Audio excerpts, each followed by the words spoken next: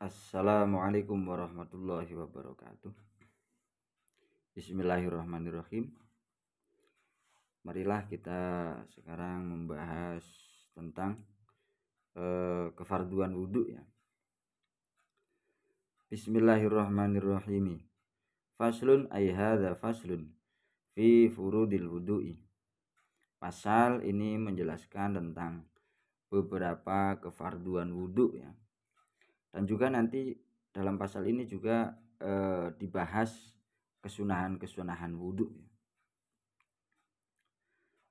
Wahuwa bidammil wawi fil ashhari ismun lil fi'li.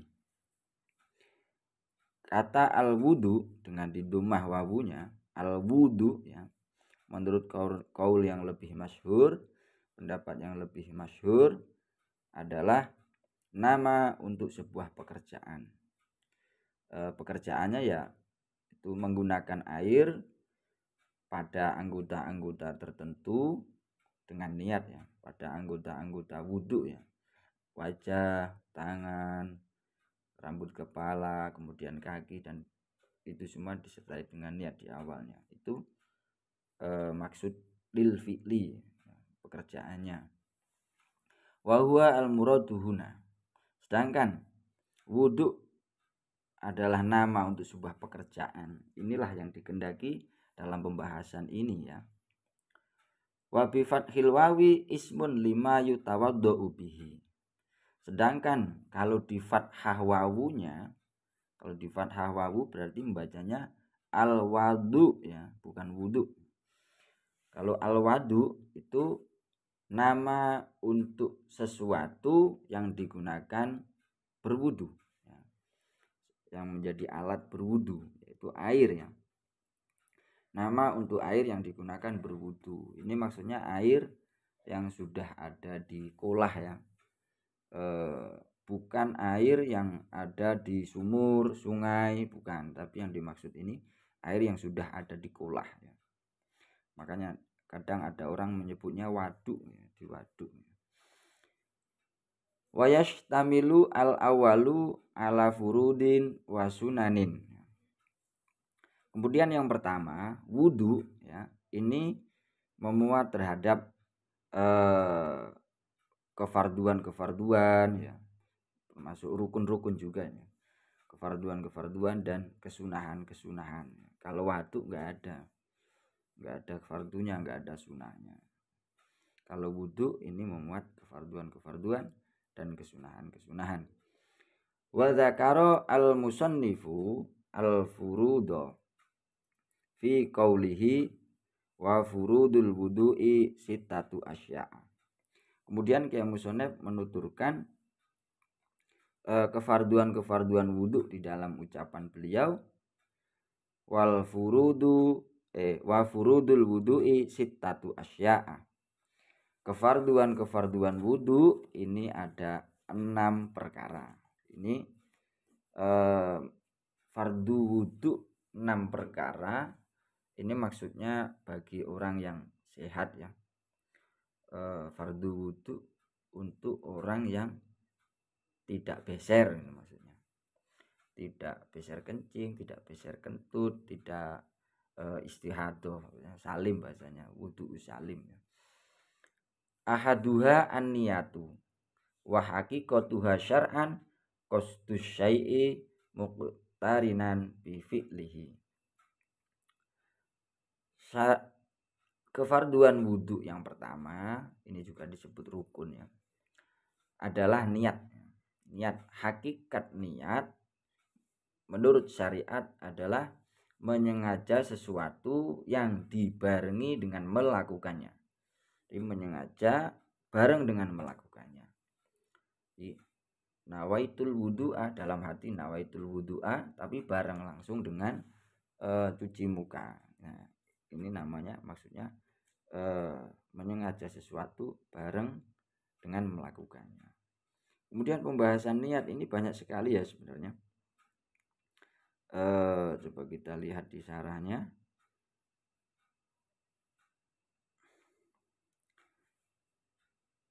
Mana niat? Ini, maaf agak lama. Nah itu ini ya.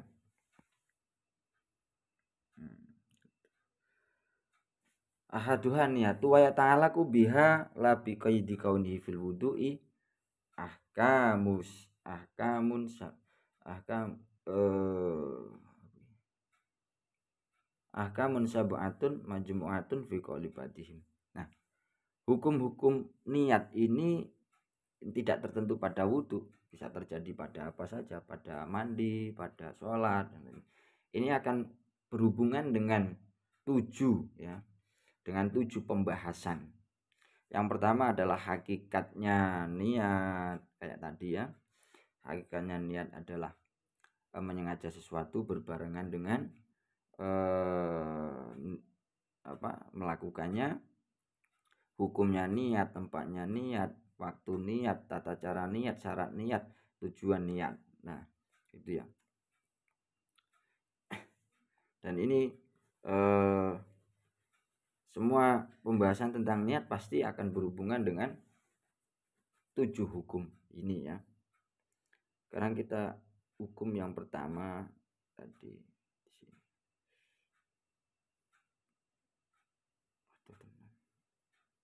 Nah, itu hakikat niat ya. Terus kemudian saya ulangi, hakikat niat adalah menyengaja sesuatu yang dibarengi dengan melakukannya. Fa'in taroho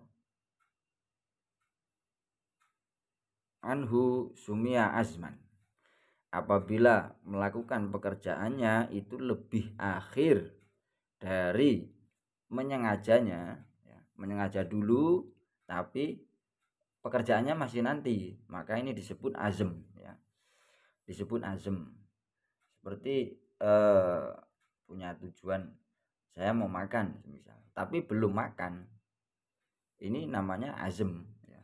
Tapi kalau mau makan sambil makan namanya niat. Seperti puasa itu disebut azm sebenarnya. Kalau puasa itu disebut azm, cuman azm yang ditempatkan pada tempatnya niat. Kenapa? Karena puasa itu setelah fajar dan niat itu harus sebelum fajar. Jadi nggak bisa bareng. Makanya kalau puasa itu azm, niatnya itu azm. Cuman disebut niat nggak apa-apa, karena apa? Di azm yang sudah diposisikan seperti niat. Karena kalau seandainya dibarengkan justru batal puasanya, nggak sah. Karena niatnya itu harus sebelum fajar dan puasanya setelah fajar. Jadi nggak mungkin bareng gitu. Lanjut, watakunu an-niyatu inda ghusli awwali juz'in minal wajhi ay muktarinatan bidzalikal juz'i la bijami'ihi wala bima qablahu wala bima ba'dahu. Niat ini harus dilakukan ketika membasuh permulaan bagian dari wajah ya. Ketika membasuh permulaan bagian dari wajah, ini kalau memang ingin sekali basuh semuanya langsung kena niat ya. Jadi ketika pertama kali tangan mengenai wajah langsung niat, langsung sudah niat. Kalau seandainya tangannya sudah mengenai wajah, sudah sampai hidung, cuci mukanya sudah sampai hidung baru niat, maka harus mengulangi, jidatnya itu harus diulangi ya. Makanya yang paling bagus adalah inda gusli awali juz'i minal wajhi, ketika membasuh permulaan bagian dari wajah. Ay muktarinatan bidzalikal juz'i, yakni niatnya harus dibarengkan dengan juz bagian yang dibasuh tersebut. La bijami'ihi, tidak harus bareng dengan seluruh bagian wajah ya.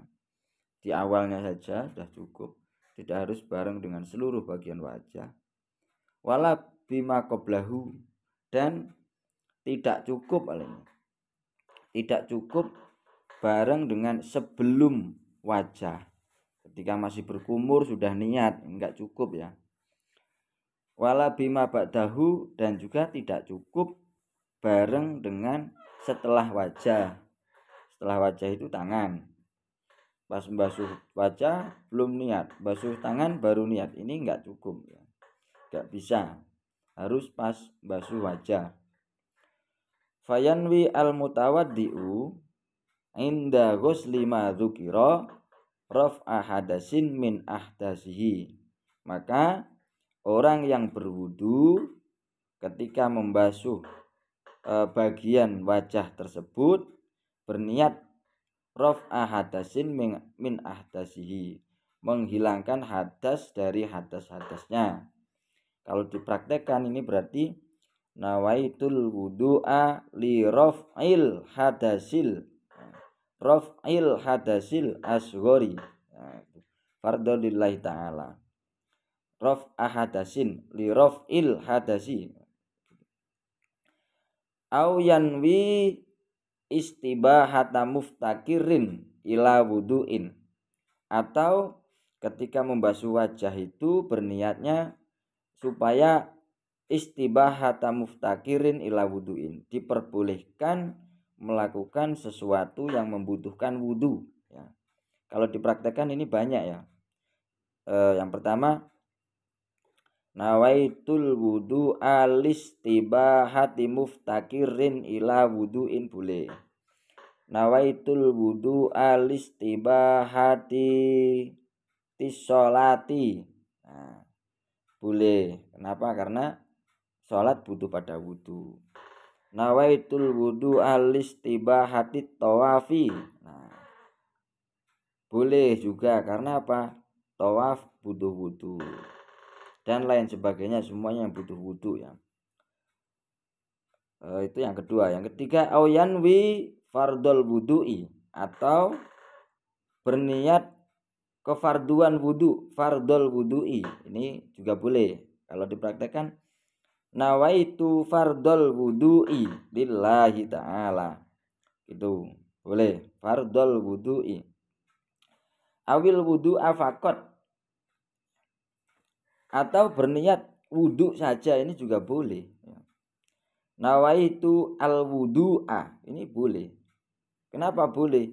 Sekarang kita lihat tujuan berniat itu supaya membedakan antara ibadah dan perilaku kebiasaan. Lah sekarang nggak ada kebiasaan yang modelnya kayak wudu, kumur, cuci muka, cuci tangan, terus kemudian rambut, kaki, ini nggak ada. Adanya hanya bentuk model seperti itu pasti beribadah dan namanya wudu. Makanya disebut nawaitul wudu'a, sudah cukup. Berbeda kalau mandi, nawaitul ghusla nggak cukup. Kenapa?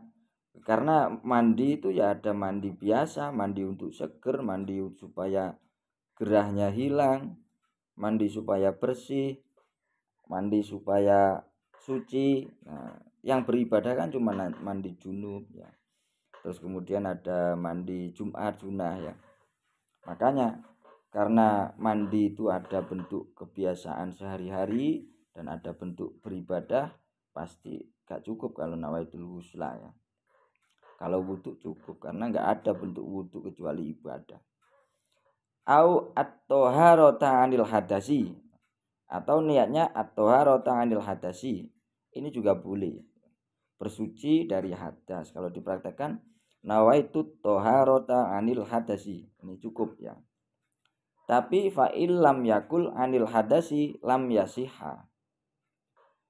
Kalau tidak mengucapkan 'anil hadasi, dari hadas, enggak sah wudunya. Cuman kalau dipraktekkan nawaitu taharata, enggak sah ya. Coba alasannya kayaknya karena umum ya toharo itu. Ini kan nawaitu taharata anil hadasi, taharata lil hadasi ya. Fa'ilam yakun nawaitu taharata faqat lam yasiha al wudu'u li anna taharata lugatan mutlakun nadofati ya. Karena toharoh secara umum hanya bersih, berbersih, tidak ada nilai ibadahnya. Kalau toharoh gitu ya. Kalau anil hadas ini baru sudah ada nilai ibadah, ini menghilangkan hadas supaya bisa sholat ya. Terus lanjut ini. Pojok ini. Wa idza nawa ma yu'tabaru min hadhihin niyati wa syarraka ma'hu niyata tanazufin au tabarrudin sahha wudu'uhu. Dan apabila orang yang berwudu sudah berniat tadi, niat yang diperbolehkan tadi, yang mutabaroh, niat yang mutabaroh itu niat yang diperbolehkan bermacam-macam tadi, nawaitul wudu'a, nawaitu taharatan lil hadasi, nawaitu wudu'a lirafil hadasi, nawaitul wudu'a listibahati muftakirin ila wudu'in. Nah itu kan niat-niat yang diperbolehkan dan disertai dengan niat tanaduf, niat supaya bersih. Cuci muka niatnya adalah wudhu dan supaya mukanya bersih gitu loh. Itu namanya dicampur niatnya. Au tabarudin, atau supaya seger, ya. Dingin, seger, supaya segar. Berarti cuci muka, cuci tangan, cuci kaki, selain niat wudhu juga niat biar seger. Soha wudhu, maka wudhunya sah ya. Yang penting niat wudhunya ini enggak hilang. Niat wudhunya masih ada. Kalau dia niat wudhu, setelah itu dicampur dengan niat tanaduf, pas niat tanaduf, niat bersih, niat wudhunya hilang. Lah ini batal, gak sah, harus enggak hilang. Sekarang masuk ke kefarduan wudhu yang kedua ya. Wasani ghuslu jami'il wajhi. Kefarduan wudhu yang kedua adalah membasuh keseluruhan wajah. Wahaduhu tulan ma baina manabiti sya'ri ra'si ghaliban wa akhiril lahyaini. Batasan wajah dari sisi panjangnya ya. Dari sisi panjangnya atas ke bawah ya. Adalah ma baina manabiti sya'ri ra'si, anggota di antara tempat tumbuhnya rambut kepala secara umum ya, ini di atas jidat itu. Tempat tumbuhnya rambut kepala secara umum. Jadi standarnya umumnya orang ya. Bukan orang yang enggak umum ya. Enggak umum kadang juga enek sing botak, enek sing ngelewati baduke akeh rambute, lah itu enggak umum berarti. Pakai yang umum. Wa akhiril lahya ini, dan berada di bawah akhirnya dua tulang rahang ya. Tulang rahang bawah ini, tulang rahang yang ada giginya bawahnya ini. Tuh, mulai dari tulang rahang sampai tempat tumbuhnya rambut kepala. Itu dari sisi panjangnya, dari bawah ke atas wajah. Wahuma al-azmani alladzani yanbutu alaihima al-asnanu. Lahya ini, dua tulang rahang ini apa? Yaitu dua tulang yang merupakan tempat tumbuhnya gigi bawah ya, al-asnanu as-sufla. Gigi-gigi bawah tumbuh di tulang rahang itu. Ya jatami'u muqaddamuhuma fi dzakoni. Yang mana bagian depannya, depan dari lahya ini itu berkumpul di zakon, di apa namanya ini, janggut ya, di janggut ini kan kalau dipegang ini untuk dia tempat berkumpulnya antara tulang yang ditumbuhi gigi belah kanan dan tulang yang ditumbuhi gigi belah kiri ya, gigi bawah itu kan depannya itu kumpulnya di janggut ya. Wa muakharuhuma fil udhunaini, dan ujung akhir ya, ujung akhir lahya ini itu berada di telinga, di bawah telinga, di telinga ya. Wahadduhu arodon ma bainal udhunaini. Sedangkan batasan wajah dari sisi lebarnya ini adalah anggota antara dua telinga. Antara telinga kanan dan telinga kiri ini dari sisi lebarnya itulah wajah. Jadi semuanya harus terkena air ya. Wa idza kana 'alal wajhi sya'run khafifun au kasifun wajaba isolul ma'i ilaihi ma'al basyarati allati tahtahu. Apabila pada wajah terdapat rambut, baik rambut yang tipis ataupun rambut yang tebal, maka wajib mendatangkan air, menyampaikan air pada rambut tersebut ya. Pada rambut tersebut baik tipis ataupun tebal, ma'al basyarati allati tahtahu. Sekaligus menyampaikan kepada kulit yang ada di bawah rambut tersebut. Airnya harus sampai ke rambut dan sampai kulit di bawah rambut itu. Kalau wajahnya ada rambutnya. Wa amma lihyatur rajuli al-kasifatu. Adapun jenggotnya orang laki-laki yang tebal, jenggot laki-laki yang tebal, gambaran tebal itu seperti apa? Bi alam yaro al mukhatabu basyarataha min khilaliha. Dengan gambaran orang yang diajak bicara, teman bicaranya ini tidak bisa melihat kulitnya di sela-sela jenggot ya. Kulit yang ada di bawah jenggotnya, di dalam jenggotnya ini tidak kelihatan dari sela-sela jenggot. Ini berarti jenggotnya tebal ya.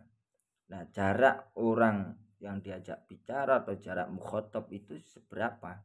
Ya umumnya orang berbicara itu gimana, enggak terlalu jauh, tidak terlalu dekat ya.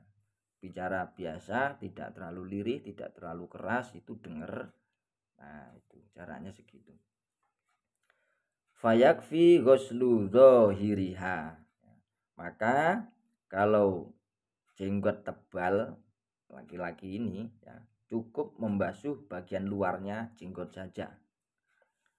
Bagian dalam tidak dibasuh enggak apa-apa, tapi sunnah sampai ke dalam-dalamnya ya. Bi khilafil khafifati, berbeda dengan jenggot laki-laki yang tipis ya. Wahia ma yaro al mukhatabu basyarataha. Jenggot tipis itu adalah jenggot yang mana orang yang diajak berbicara itu bisa melihat ya, melihat kulitnya dari sela-sela jenggot maksudnya ya. Kalau tipis wajib disampaikan airnya. Fayajibu isolul ma'i li basyaratiha. Maka wajib menyampaikan air sampai ke kulit jenggot tipis ya, kulit yang ada di bawah jenggot tipis ini harus sampai airnya. Wa bi khilafi lihyatim ra'atin wa khunsa. Dan berbeda dengan jenggotnya perempuan dan jenggotnya banci ya. Khunsa orang yang memiliki kelamin ganda atau orang yang tidak memiliki kelamin sama sekali. Kelaminnya tidak sama kayak perempuan, tidak sama kayak laki-laki ya. Fayajibu isolul ma'ili basyaratihima walau kasufa. Maka wajib mendatangkan air, menyampaikan air pada kulit jenggotnya perempuan dan jenggotnya khunsa tadi, meskipun tebal ya. Meskipun jenggotnya tebal, jenggot perempuan tebal, jenggotnya banci tebal, wajib menyampaikan air sampai ke kulit-kulitnya. Beda kalau laki-laki cuman yang tipis saja yang sampai kulitnya. Nah sekarang khunsa itu apa? Khunsa itu biasanya orang menyebutnya banci ya. Kalau di kitab khunsa itu ada dua model ya. Yang pertama adalah seseorang yang memiliki dua kelamin laki-laki dan kelamin perempuan. Ini semuanya berfungsi, kelamin laki-laki berfungsi, kelamin perempuan berfungsi, maka ini namanya khunsa. Enggak lanang juga enggak wedok, enggak perempuan. Kalau punya dua kelamin, misal kelamin laki-laki ada, kelamin perempuan juga ada, tapi yang berfungsi hanya kelamin perempuan, maka ini bukan khunsa, tapi imro'ah, tapi perempuan ya. Kemudian khunsa yang kedua itu seseorang yang tidak memiliki kelamin laki-laki dan tidak memiliki kelamin perempuan. Pokoknya memiliki lubang di tempat kelamin tapi tidak sama dengan kelamin laki-laki, tidak sama dengan kelamin perempuan. Ini juga disebut khunsa. Ya. Tuh. Jadi perempuan dan khunsa memiliki jenggot baik tipis ataupun tebal, wajib ketika wudhu jenggot ketika wudhu airnya harus sampai ke kulit-kulitnya ya. Lanjut, wala budda ma ghuslil wajhi min ghusli juz'in minar roksi warrokobati wa ma tahta zakoni.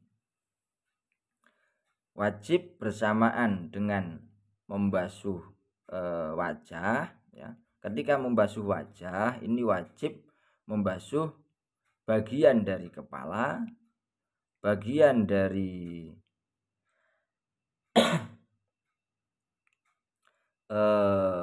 rokobah, dan bagian dari apa ini namanya, bagian dari jenggotnya ya.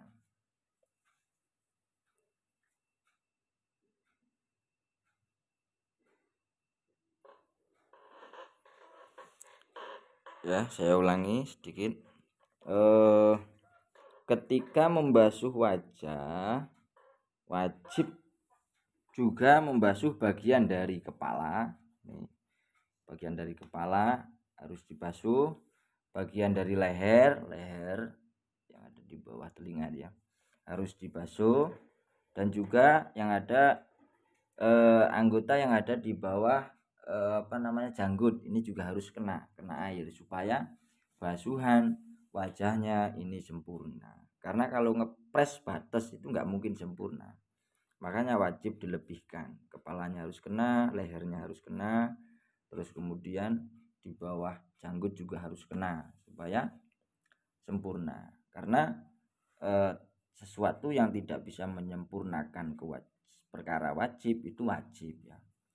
Membasuh wajah tidak mungkin sempurna kecuali dengan membasuh bagian-bagian ini, bagian kepala, bagian leher, dan bagian janggut, bawah janggut. Maka membasuh bagian-bagian ini adalah wajib karena sebagai penyempurna. Mungkin cukup sekian dulu, ini agak panjang ya. Untuk rukun yang ketiga dan yang keempat kita lanjut ke pertemuan berikutnya atau pertemuan berikutnya. Sekian dulu. Saya akhiri. Wassalamualaikum warahmatullahi wabarakatuh.